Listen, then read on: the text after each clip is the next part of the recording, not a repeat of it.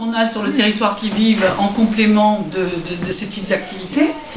Et en dépensant de l'argent pour aller créer une autre structure, on sait les prix que c'est maintenant avec toutes les obligations qu'on a pour construire les nouvelles normes, et qu'on va créer de nouvelles structures qui vont coûter aux contribuables du coin, mais aussi à l'État, parce qu'il y a des subventions.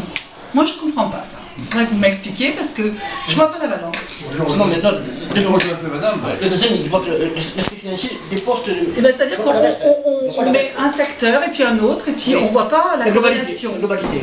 Voilà. Nous, on est assez sur le terrain, je pense qu'on est assez... On a la tête un peu... financière, on fait les pieds sur terre.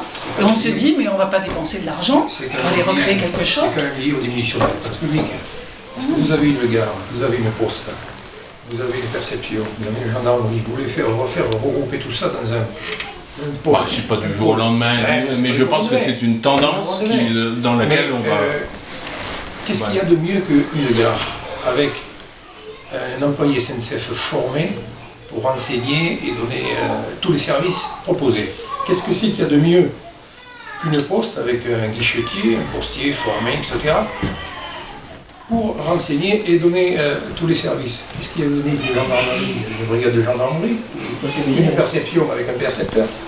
Ben, là, j'entends cet argument. J'entends cet argument. Moi, on va fermer les centres pour regrouper, pour encore appel aux subventions, appel aux collectivités territoriales, alors qu'on sait que bon, les économies sur les collectivités territoriales, c'est 17 milliards sur 4 ans. On sait que les robinets sont fermés, etc. Les subventions.